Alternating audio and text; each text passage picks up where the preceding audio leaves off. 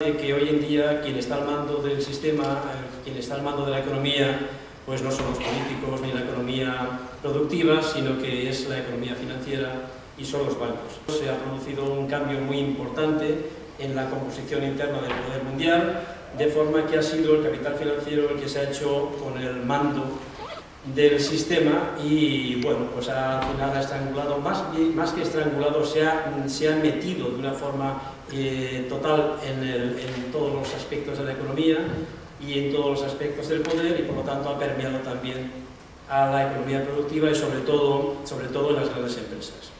Hoy hablar del sistema capitalista es hablar del capitalismo financiero, no se puede separar. Hay un estudio de un grupo que hizo el estudio a partir de una base de datos que se llama Orbis 2007, que recoge información de 37 millones de empresas. Bien, este estudio lo que hizo fue descubrir que a partir de 43.060 empresas hay 1.318 que controlan el 60% de los ingresos globales, a pesar de que ellas por sí mismas solamente representan el 20% de estos ingresos, y que dentro de esas 1.318 hay un supernúcleo de 147 corporaciones transnacionales que controlan el 40% de la riqueza de esa red.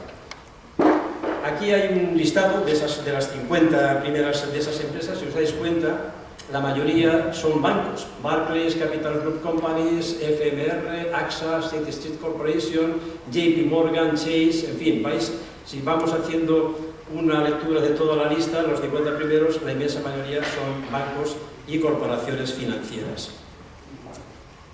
Aquí tenéis también una diapositiva que más o menos dice cómo está la cosa en el mundo, o mundo corporativo se llama. Entonces dice, hay las 25 mayores compañías mundiales en términos de ingresos. Por un lado vemos que están las del petróleo, por otro lado vemos las minoristas como Walmart, todas estas, las del automóvil y las finanzas. Pero es que aquí a la derecha vemos que las 25 mayores corporaciones en términos de propiedad y control son bancos.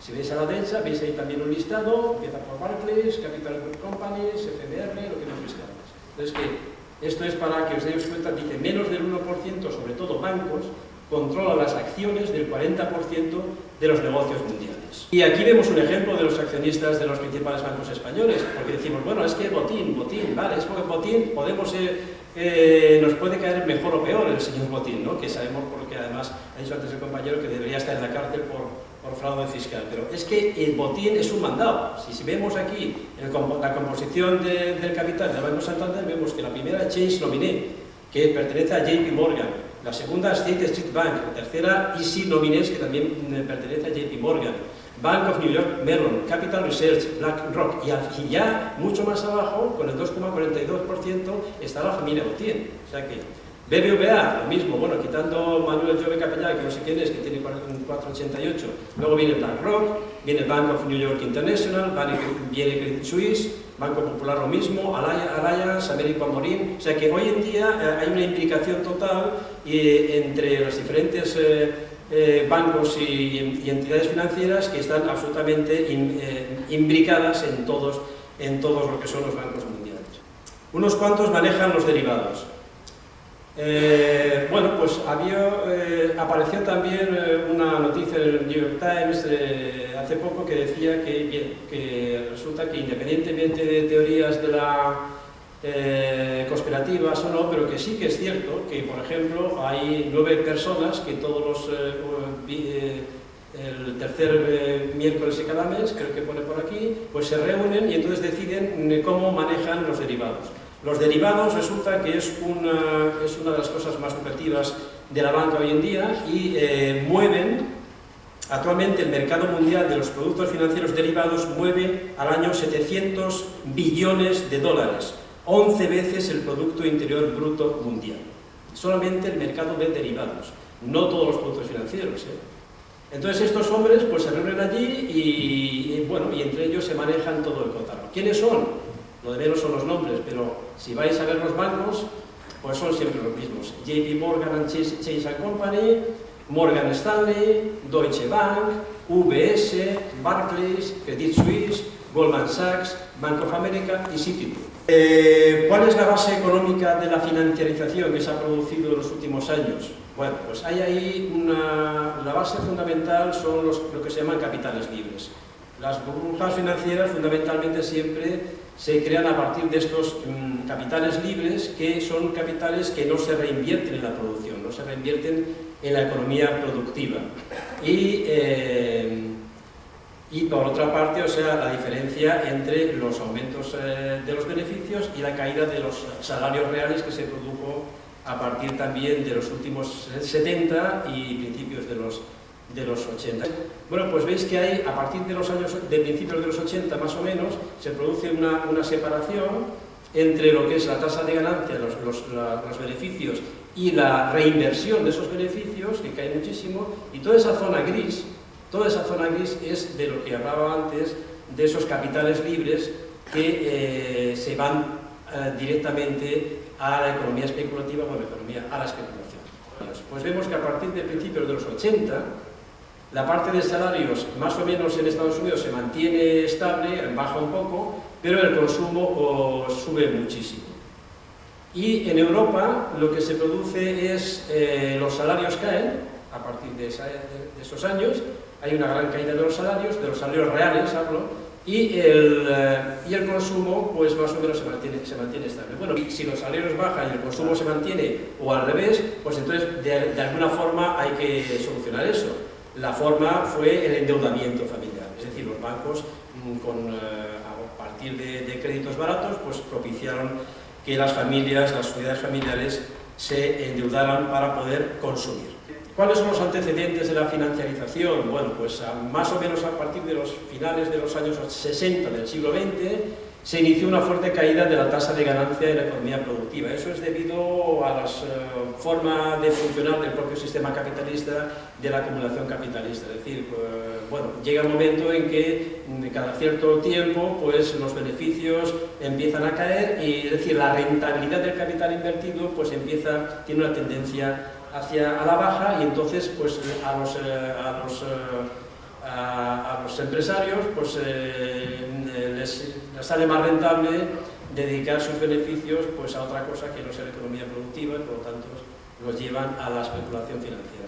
También en la década de 1980 fue el gran boom de los precios del petróleo y entonces los países productores se encontraron ahí con un montón de masa monetaria que no sabían dónde meter y que ahí estaban los bancos lógicamente para que decir, bueno pues oye, no os preocupéis que nosotros vehiculizamos estas enormes cantidades de dinero a través del crédito. Eso también fue el comienzo del gran problema del endeudamiento de los países en desarrollo de esos años, que luego trajo consecuencias también muy importantes para estos mismos países cuando se produjo la subida de los tipos de interés. Con la llegada al poder de Margaret Thatcher y Ronald Reagan, en el 79 y el 80, pues empieza lo que se llamó la revolución conservadora, que se caracterizó por varias cosas, pero fundamentalmente por la desregulación de las relaciones laborales. Se hizo un ataque frontal y muy importante y muy fuerte a los sindicatos, del sistema financiero y también por rebajas sustanciales a las clases ricas que se les rebajaron muchísimo los impuestos. Luego llega la caída del muro y ahí bueno, pues se produce a partir ya de los años 90 la mundialización. Hasta entonces había habido una cierta restricción de movimiento de capitales, a partir de esos años se produce una total liberalización y entonces pues ya no había ninguna restricción. Tú podías invertir desde aquí para el otro lado del mundo sin ningún problema.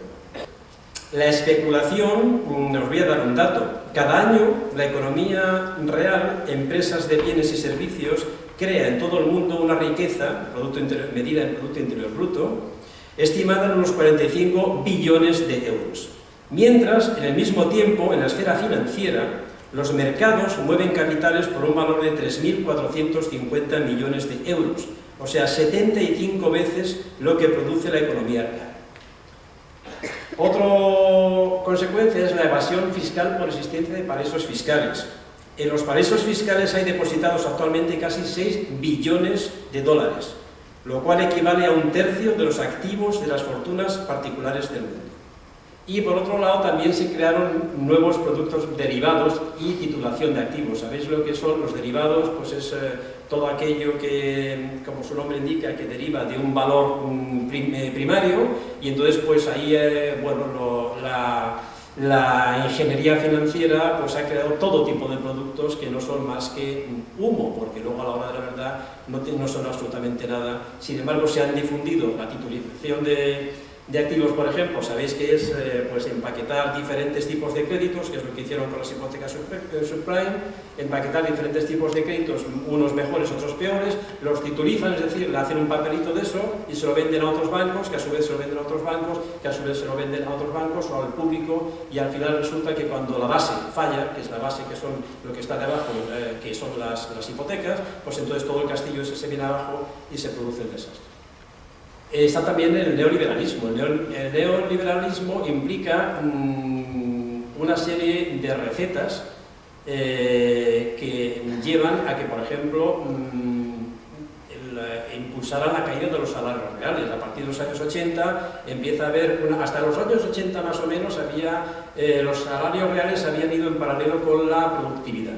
A partir de esa época, pues entonces empieza a haber una separación muy fuerte entre la productividad que continúa su curso y los salarios reales que a partir de los ataques que se empezaron a lanzar contra los trabajadores, contra los asalariados y contra los sindicatos, pues entonces empiezan a quedarse por debajo.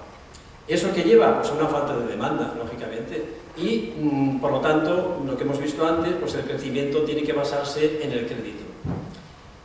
Por otro lado, también se produjo la bajada de impuestos a los ricos, es decir, ahí que lleva una concentración de la riqueza, lleva también a su vez a que las grandes fortunas inviertan en especular y no en la economía productiva. Aquí también os voy a dar otro dato. El tipo marginal de impuestos sobre la renta en Estados Unidos o Reino Unido se situaba por encima del 70% en los años 70, antes de que los nuevos créditos de Ronald Reagan o Margaret Thatcher diesen lugar a tijeretazos de 40 puntos. En el periodo 93-2008, en España, el impuesto para las personas que ingresan más de 300.000 euros al año ha disminuido un 37%. Para las que ingresan 22.300, que es la media española, ha disminuido solamente un 1,7%. O sea, para que veáis ahí la diferencia que ha habido entre unos y otros. Y también la desregulación y nula vigilancia sobre el sistema financiero, que ha llevado a la generación de una enorme pirámide de un capital totalmente especulativo y ficticio, que es lo que ha formado las burbujas que al final han estallado. Y luego también está, para esta creación de dinero ficticio, lo que se llama el coeficiente de caja, es decir, la banca crea dinero a través de los depósitos de los depositantes. Pero tienen que cumplir un requisito legal, que es que tienen que depositar una parte de esos depósitos en el Banco Central. Bien, pues esa parte, que es lo que se llama un coeficiente de caja, estaba, por ejemplo, pues eso, hace 20 o 30 años, a lo mejor estaba en el 10 o el 20%. Actualmente en Europa está en el 2%, incluso menos, que ahora lo han bajado. Bueno, pues por poneros un ejemplo, en Estados Unidos, que bajó este coeficiente de caja bajó del 10 al 20% al 0,5%, y por ejemplo, con un 0,5% de coeficiente de caja, permite que a partir de $1 millón la banca cree 200 millones. Pero es que eso bajó mucho más todavía y llegó a estar al 0,01%, lo que indica que por cada $1 millón en depósito real se creaban 1.000 millones de dólares de la nada. De 1 millón, 1.000 millones de dólares de la nada. Por otro lado, también las grandes empresas dejaron de financiarse a través de la banca. Las grandes empresas hoy en día se financian también en los mercados, se emiten bonos, se emiten obligaciones, se emiten pagares, se emiten una serie de cosas. Por lo tanto, también los bancos dejaron de tener una parte de su negocio y entonces, bueno, pues los propios bancos se dedicaron más hacia la gestión de fondos de inversión y al cobro de comisiones más que a la economía productiva. La labor oficial de un banco es la de intermediar entre el dinero que depositan los depositantes, los clientes, y la economía real, pues haciendo préstamos a la gente que necesita ese dinero para emprender un negocio o lo que sea. Esto ya no funciona así. Los bancos lo que menos hacen hoy en día, por desgracia, es eso. Entonces se convirtieron a partir de un momento determinado, en fuentes de alimentación de especulación, actividades delictivas y morales, como hemos visto también. Los manuales de economía dicen, ¿el dinero para qué sirve? Pues el dinero es un medio de intercambio, es decir, sirve para facilitar el comercio. Es también, por otro lado, unidad de cuenta, que sirve para calcular valores. Aquello que decíamos del trueque, pues lógicamente el dinero facilita, porque te permite hacer una valoración de un bien del otro en base a una unidad monetaria. Y también sirve de depósito de valor para acumular riqueza. En la economía financiera, el dinero se convierte en una mercancía en sí mismo, de forma que el dinero también se compra y se vende como cualquier otro producto, es decir, pasa a ser otra mercancía y deja ya de cumplir la función que debería cumplir. A lo largo de los últimos 80 años ha habido dos grandes crisis económicas y este año pues ha habido dos gordas, que fue la Gran Depresión, lo que llaman Gran Depresión del 29, y lo que llaman Gran Recesión, que también es Gran Depresión, pero en fin no le quieren dar ese nombre, que comenzó el 15 de septiembre de 2008. Las dos empezaron por burbujas financieras que al estallar contagiaron toda la economía productiva vía restricción del crédito. A partir del estallido de la burbuja, pues entonces los bancos dejaron de confiar unos a otros, el interbancario colapsó y entonces el crédito colapsó totalmente y claro, lógicamente eso se traslada a la economía real con falta de crédito, las empresas no tienen dinero para funcionar del día a día, cierran y tal. En el 2007 la crisis se empieza a desarrollar y se extender por todo el mundo, el flujo del crédito se para y en el 2008 ya en septiembre el Departamento del Tesoro americano tiene que salir al rescate de las hipotecarias, las dos más grandes hipotecarias, Fannie Mae y Freddie Mac. El 15 de septiembre Lehman Brothers caput, se viene abajo, quiebra. Y el 17 de septiembre el gobierno americano tiene que salir al rescate de la aseguradora más grande del mundo, que estaba asfixiada por los CDS. Los CDS son seguros de impagos. Los CDS, cuando un banco hace un préstamo, pues entonces compra un CDS de forma que si el pago, el crédito me falla, pues entonces el seguro me lo va a pagar. Bueno, pues claro, como empezaron a fallar todos los préstamos, pues entonces el AIG, que era la aseguradora, que tenía un montón de billones de dólares en CDS, pues no pudo pagar aquello y entonces tuvo que salir, como siempre, el dinero público al rescate. ¿Cuáles son las consecuencias? ¿Cuáles fueron las consecuencias? Bien, pues se contagió a la economía productiva, la crisis financiera se contagió a la economía productiva, ya lo he explicado, se vino bajo el crédito y por lo tanto las empresas también, pues lógicamente tienen que cerrar, no pueden funcionar y entonces el desempleo tiene un crecimiento exponencial. Por otro lado, la caída de los ingresos, al producirse la crisis, se produce también una caída de los ingresos de los estados y por otro lado también, a partir de lo que se llaman los estabilizadores automáticos de una economía, pues entonces aumentan los gastos en desempleo y los gastos también porque los gobiernos se vieron obligados a rescatar a la banca y por lo tanto se generó déficit público y por lo tanto también se generó deuda. Y por otro lado también se produjo un incremento del poder político de las élites con una limitación a la democracia. Las élites cada vez mandan más. En el caso español concretamente tenemos la burbuja inmobiliaria. En el año 2000 la banca española recibía 1,43 euros en depósitos por cada euro que concedía a crédito, mientras que en 2007 solo recibía 0,76 euros. Por lo tanto, la banca española tuvo que pedir prestado a bancos extranjeros, tuvo que salir al exterior a pedir prestado fundamentalmente a bancos europeos el dinero que no tenía. Entonces, según las estimaciones del Fondo Monetario Internacional,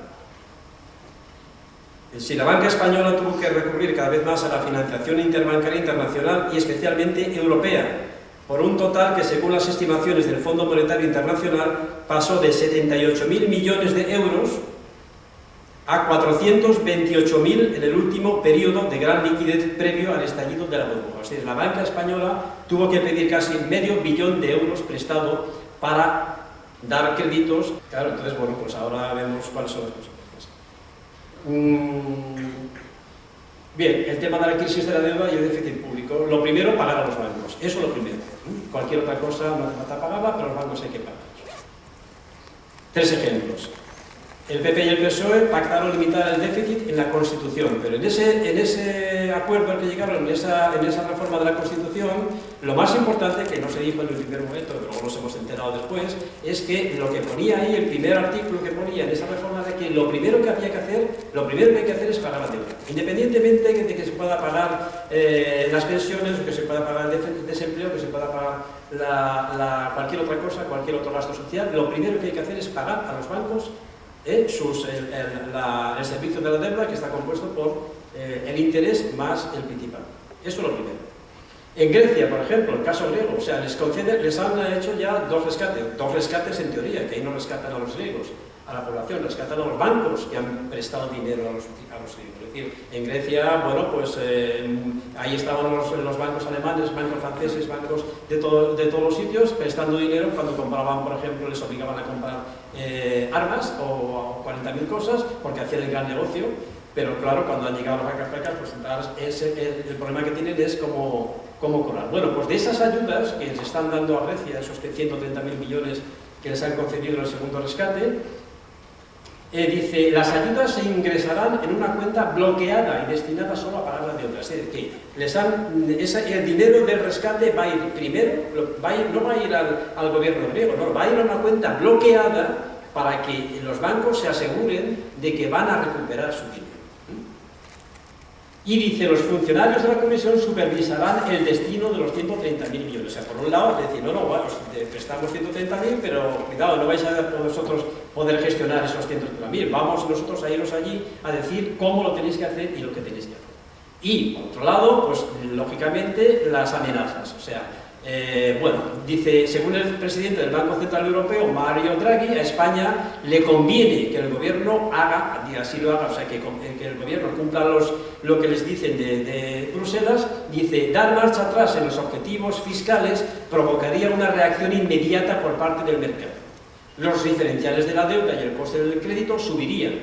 Ya hemos vivido todo esto, dijo Draghi, en una entrevista que le hicieron de Wall Street. O sea que el exbanquero lanzó así la advertencia a España de que en este caso, si no cumpliera, le costaría más caro financiarse los mercados. O sea que, ¿no? Con la amenaza de decir, bueno, si no haces lo que yo te digo, pues atente a las consecuencias. Se rescata a la banca con fondos públicos, privatización de fondos públicos. En Europa, los activos tóxicos, el balance de bancos, derivados hipotecarios, en el caso español, créditos fallidos, han provocado que la mayoría de entidades tengan serios problemas de liquidez y solvencia. O sea, están quebrados. Sin embargo, en el periodo 2008-2010, los gobiernos de la Unión Europea han utilizado 1,6 billones de euros para rescatar a los bancos, solamente hasta el 2010, que no cuentan el 2011. En España, de 2008 a 2011, se han inyectado desde el Estado por diversas vías más de 141.000 millones de euros. A consecuencia de las intervenciones públicas en el sector financiero, los pasivos de los estados, es decir, lo que han tenido que pedir los estados, ha crecido en 643.625 millones de euros y su déficit público se ha incrementado en casi 70.000 millones. Cuando dicen, no, es que el problema del déficit, ¿cuál es? España, antes del 2007, antes de empezar la crisis, tenía superávit. No tenía déficit público, tenía superávit. Y la deuda creo que estaba en el 36%, una cosa así. O sea que ese no fue el problema. El problema lo tiene ahora porque ha ayudado a los bancos con el dinero. Entonces se ha tenido que endeudar. No se rescatan a las personas. En España los pobres cada vez son más pobres. El umbral de pobreza ha pasado de 8.000 euros a 7.800 en 2010. La renta media ha descendido en un 4%. Un indicador representativo es la pérdida de bienestar de los hogares. El 30% llega mal a fin de mes y reduce por debajo de lo soportable su gasto en calefacción o su consumo de carne, por ejemplo. El 41% expresa su incapacidad para hacer frente a gastos imprevistos. El 3,3% no recibe ingreso alguno ni de trabajo ni de prestaciones por desempleo o de la seguridad social. Es un 34% más que al comienzo de la crisis. A finales de 2011 este problema afectaba a 580.000 hogares. El número de sentencias de ejecuciones hipotecarias en 2010 fueron casi 100.000 ejecuciones hipotecarias, 100.000 desahucios, y multiplicaron por 4 los registrados en 2007. y para eso no hay ayudas. La banca siempre gana. El Banco Central Europeo dará un plus de hasta 6.000 millones de beneficio a la banca. Significa que los bancos, como ya se ha dicho muchas veces, reciben dinero, la banca libre, que dice el Banco Central, al 1%, todo lo que quieran. Hasta ahora han hecho dos emisiones que han sumado entre las dos. Primero fueron 500 y pico mil millones y ahora han sido otros 500 y pico mil. Ha sido prácticamente, no, más de un millón de millones de euros que el Banco Central Europeo pone a disposición de la banca al 1%, y luego ese dinero los bancos compran deuda pública mucho más cara, 4, 5, 6 o lo que sea. Bueno, pues eso es una subvención que se le está haciendo a la banca, de forma descarada. Como no pueden rescatarlos de golpe, porque sería, pues les están utilizando este mecanismo. Las comunidades autónomas y los ayuntamientos recibirán 35.000 millones para pagar sus deudas. Sí, pero ¿cómo?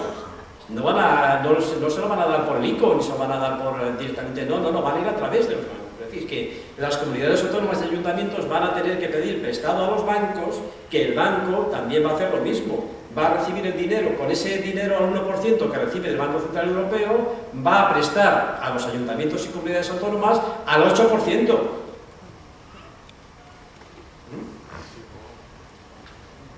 Aquí resulta que la banca recibe por un lado el dinero del Banco Central Europeo, pero como tiene vencimientos que tiene que pagar, tiene vencimientos de deuda que ellos tienen, el dinero que han pedido prestado, pues lo que hacen es no lo trasladan. Dicen, no, es que esto es para que fluya el crédito a las familias y a las empresas. No, es que no fluye el crédito. Los mismos bancos dejan ese dinero y lo vuelven a dejar otra vez en el Banco Central Europeo, que le remunera al 5%. Esperando para que ellos les interese, para lo que a ellos les hace falta, o para comprar deuda, para lo que sea. O sea, que eso no se traslada. Ese dinero que están ellos obteniendo por el Banco Central Europeo no se traslada a la economía real.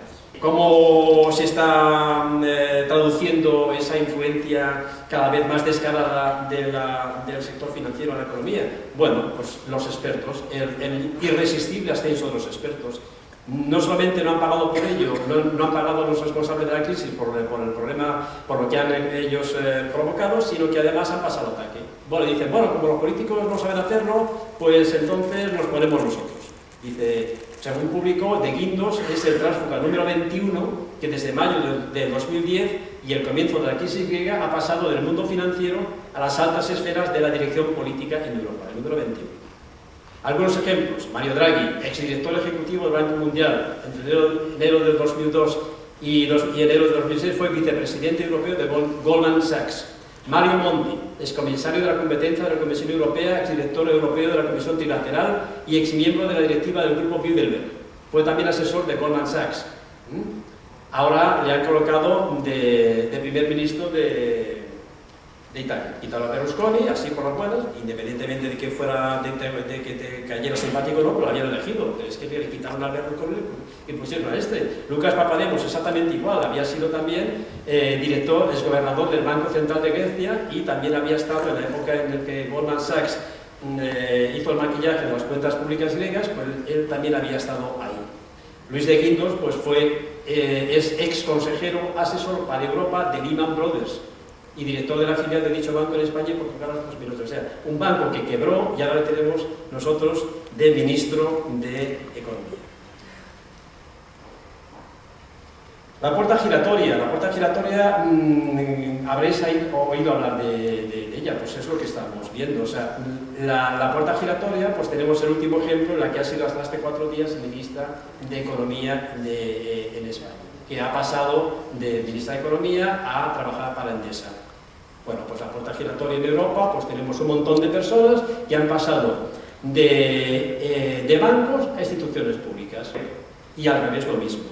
Del sector público a la banca privada, pues ahí tenemos a nuestro amigo bien conocido Pedro Solbes, que pasa de vicepresidente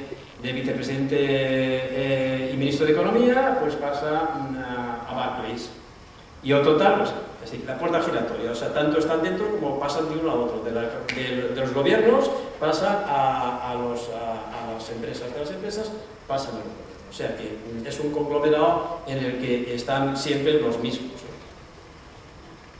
Y aquí, bien, nos encontramos con un problema de democracia que, bueno, aquí, ¿qué pasa? O sea, pues resulta que ¿quién está gobernando? ¿Están gobernando los políticos o están gobernando los banqueros? Bueno, pues hemos visto también lo que ha pasado, y aquí, por ejemplo, pues dice que, bueno, ya veis que cuando Papandreou propuso hacer un referéndum, pues pusieron el grito del cielo y se lo quitaron de encima.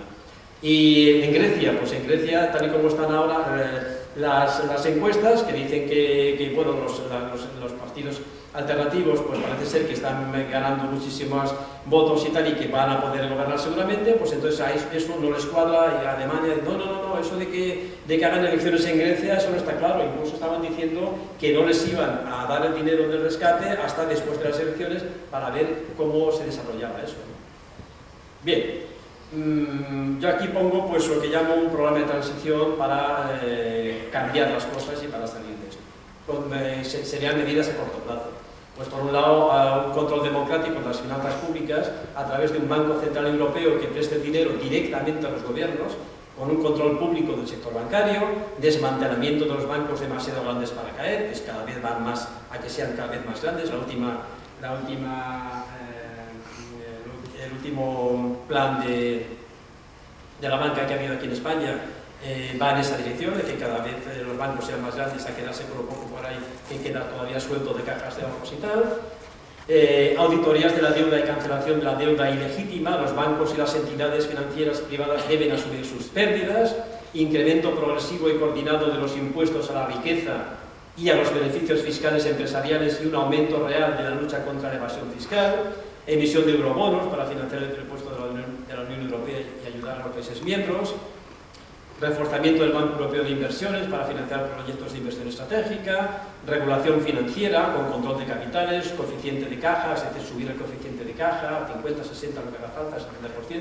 Separación de banca comercial con banca de inversión. Normas de contabilidad, reglas de prudencia. Eliminación de los paraísos fiscales, eso es fundamental. Los paraísos fiscales, eso es un auténtico escándalo. Limitación estricta de los derivados y prohibición de los mercados de productos alimentarios, también se ha comentado esta mañana, que especulan con el hambre y con la muerte de cientos de millones de personas. Prohibición de las transacciones por mutuo acuerdo, etc. Esas son las transacciones que ni siquiera se hacen en los mercados, o sea, son transacciones que la mayoría de derivados se producen entre acuerdos bilaterales entre bancos, o sea, ni siquiera se sabe que se producen, ¿no? Impuestos sobre las transacciones financieras especulativas, por descontado, lo que proponemos desde hace muchos años, un 0,1% de mínimo sobre todo tipo de transacciones que no estén relacionadas directamente con la economía productiva. Impuestos sobre los beneficios extraordinarios de la banca y los activos financieros.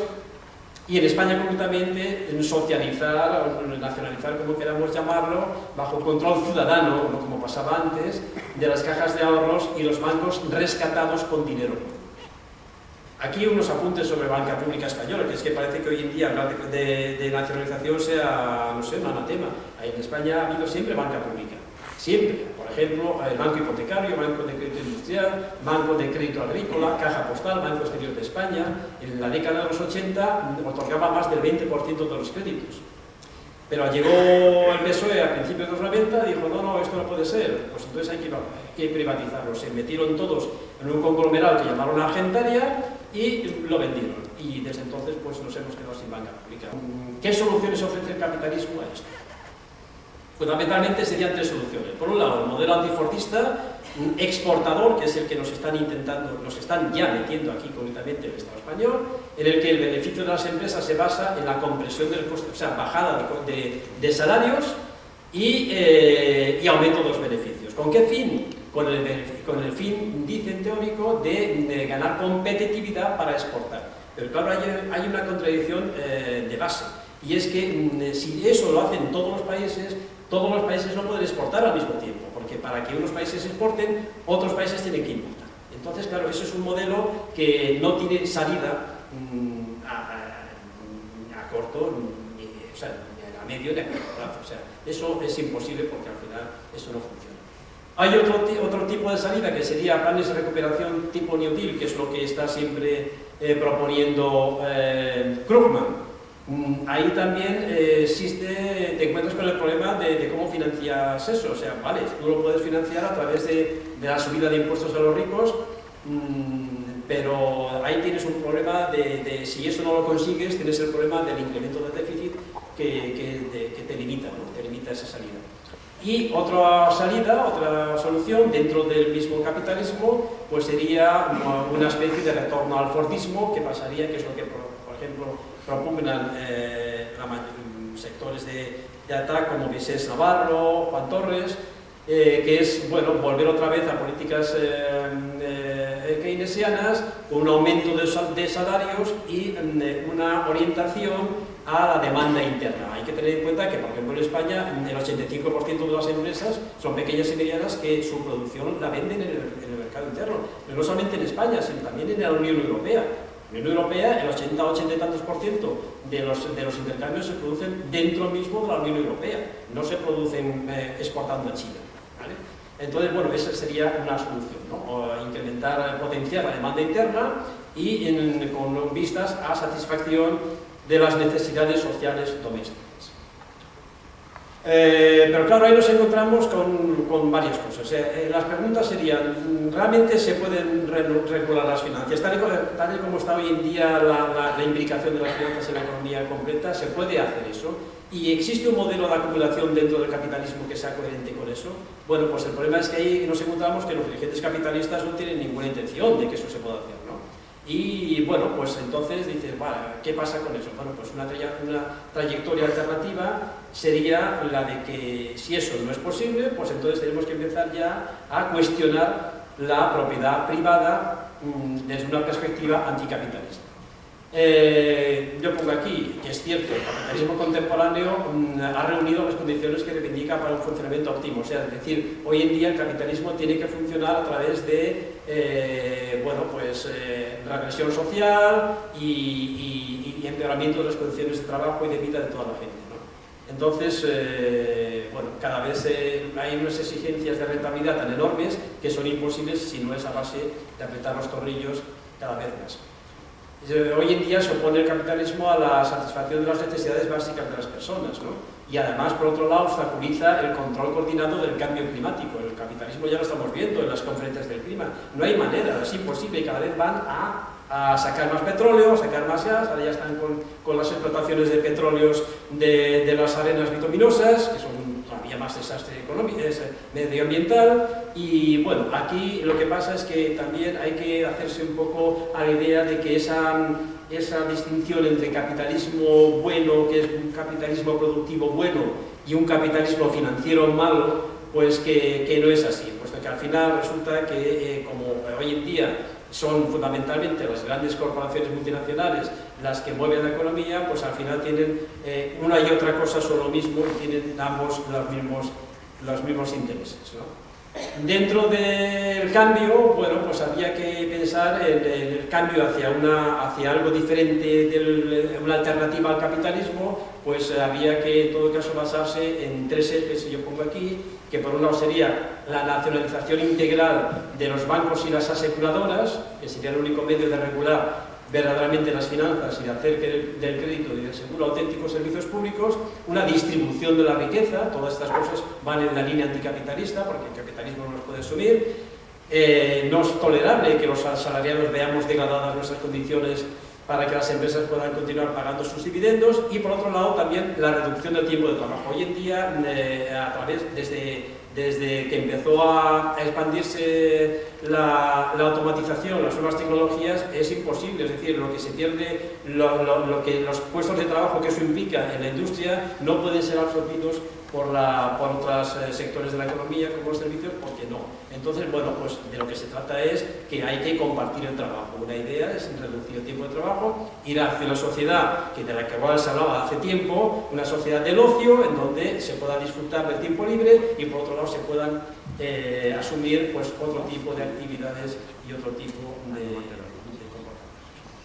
Y nada más, yo acabo aquí y ahora, si nos da tiempo, un ratito, un poco tarde ya, si queréis hacer preguntas, pues